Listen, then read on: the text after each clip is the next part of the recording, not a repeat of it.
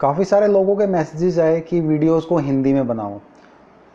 आज मैं कोशिश करूँगा कि पूरी वीडियो हिंदी में बने, बट कुछ टेक्निकल चीज़ें ऐसी हो जाती हैं जो हिंदी में एक्सप्लेन करना थोड़ा मुश्किल हो जाता है। बट फिर भी आज कोशिश करूँगा कि ज़्यादा से ज़्यादा चीज़ें हिंदी में एक्सप्लेन कर सकूँ। पिछली वीडियो में हमने समझा कि डायबिटीज़ क्या होती है और क्या क्या फैक्टर्स हैं जो डायबिटीज़ ट्रिगर करते हैं। आज हम बात करेंगे कि डायबिटीज़ को रिवर्स किया जा सकता है या नहीं। जैसा कि सबको पता है कि ऐसे फूड जिनमें कार्बोहाइड्रेट्स होते हैं उनका कंजप्शन डायरेक्टली हमारे ब्लड ग्लूकोज को बढ़ाता है। अगर हम अपने खाने में कार्बोहाइड्रेट्स बंद कर दें तो हमारे ब्लड ग्लूकोज फ्लक्चुएट नहीं करेंगे।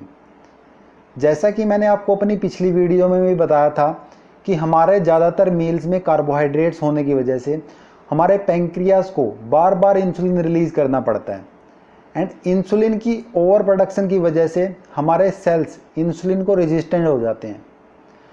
बट ये कंडीशन बिना किसी मेडिसिन या ड्रग के रिवर्स की जा सकती है, सिंपली अपने सेल्स का इंसुलिन को एक्सपोजर कम करके। कोई भी डॉक्टर आपको इंसुलिन के बारे में नहीं बताएगा। मोस्टली डॉक्टर सिर्फ आपके ग्लूकोज लेवल के बारे में बात करेंगे और सिर्फ आपके ग्लूकोज लेवल चेक करेंगे डायबिटीज़ डिटेक्ट करने के लिए। बहुत ही कम डॉक्टर्स इंसुलिन को देखते हैं डायबिटीज़ प्रोन पेशेंट्स में। बट एक्चुअली होता क्या है, आपके ब्लड ग्लूकोज लेवल्स तब तक हाई शो नहीं करेंगे जब तक आपके सेल्स इंसुलिन को रिस्पोंड करना बिल्कुल बंद नहीं करेंगे, या फिर आपकी पैंक्रियाज इंसुलिन प्रोड्यूस करना बंद नहीं करेंगी, या फिर कम बनाना स्टार्ट नहीं करेंगी। बट ये स्टेज बहुत ही लेट आती है। इनिशियल स्टेज में होता क्या है, हमारे सेल्स पूरी तरह से इंसुलिन को रिस्पोंड करना बंद नहीं करते, but yes, over exposure of insulin की वजह से थोड़ा बहुत इंसुलिन रेजिस्टेंस हो जाते हैं। एंड हमारी डाइट में मोस्टली कार्बोहाइड्रेट्स होने की वजह से बॉडी ग्लूकोज को सेल में ट्रांसपोर्ट करने में स्ट्रगल करती है, और इसलिए हमारी पैंक्रियाज और ज़्यादा इंसुलिन प्रोड्यूस करती है ताकि ब्लड ग्लूकोज को कंट्रोल किया जा सके। इस स्टेज को हम बोलते हैं हाइपर इंसुलिनेमिया, और ये साइकिल डेली चलता रहता है क्योंकि हमारे हर मील में कार्बोहाइड्रेट्स ही होते हैं।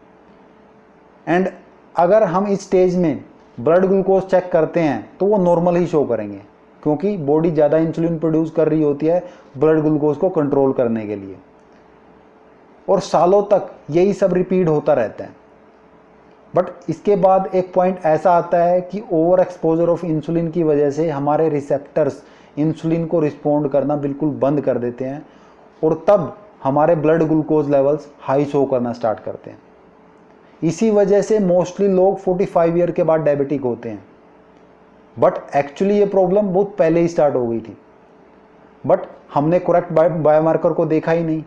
हम बिजी रहे सिर्फ ब्लड ग्लूकोज को चेक करने में। बट अब क्वेश्चन ये है कि क्या इसे रिवर्स किया जा सकता है, और क्या इसके लिए हमें ज़िंदगी भर मेडिसिन खानी पड़ेंगी। बट ये तो हर डायबिटीज़ का पेशेंट कर रहा होता है। ज़िंदगी भर दवाइयाँ खाने के बाद mostly of them die because of diabetes. तो इसका सॉल्यूशन क्या है? इस क्वेश्चन से पहले ये समझना होगा कि एक्चुअल प्रॉब्लम है क्या, तभी हम इसे ट्रीट कर पाएंगे।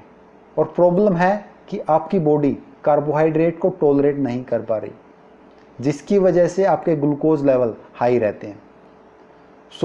हम ये बोल सकते हैं कि it's a carbohydrate intolerance condition, right. इससे पहले हमने और भी फूड इंटॉलरेंस के बारे में सुना होगा, जैसे कि लैक्टोज इंटॉलरेंस, ग्लूटेन इंटॉलरेंस। अगर किसी को ये इंटॉलरेंसेस होती हैं तो वो क्या करते हैं? अगर किसी को लैक्टोज इंटॉलरेंस है तो वो क्या करता है? मिल्क या मिल्क प्रोडक्ट लेना बंद कर देता है। अगर किसी को ग्लूटेन इंटॉलरेंस है तो वो वीट या वीट प्रोडक्ट लेना बंद कर देता है। ऐसा ही होता है ना? या वो लोग ये सब चीज़ें खाते रहते हैं और साथ में मेडिसिन लेना शुरू कर देते हैं ताकि इसकी वजह से जो प्रॉब्लम हो रही है उन्हें ठीक किया जा सके। ऐसा नहीं होता ना, वो सिर्फ वो फूड प्रोडक्ट लेना बंद कर देते हैं। आई होप इस एग्जाम्पल से आपको ये समझ आ गया होगा कि हम क्या गलती कर रहे हैं। फिर भी मैं बता देता हूँ, हम गलती ये कर रहे हैं कि हम सिम्टम्स को ट्रीट कर रहे हैं।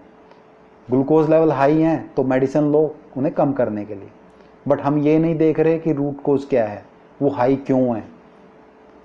और अगर हम रूट कोज ही ख़त्म कर दें तो मेडिसिन लेने की ज़रूरत ही नहीं है। तो कंक्लूज़न ये है कि अगर आपको कार्बोहाइड्रेट्स इंटॉलरेंस है तो सिंपली कार्बोहाइड्रेट्स खाना बंद करें और धीरे धीरे आप देखेंगे कि आपके ब्लड ग्लूकोज लेवल्स नॉर्मल आना स्टार्ट हो जाएंगे।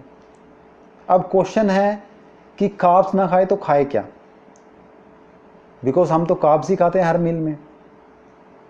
सो इस टॉपिक पे मैं एक और वीडियो बनाऊंगा। सो थैंक्स फॉर वॉचिंग, और प्लीज़ इस वीडियो को ज़्यादा से ज़्यादा शेयर कीजिए ताकि ज़्यादा से ज़्यादा लोगों को इस इन्फॉर्मेशन से फ़ायदा हो सके। Thank you.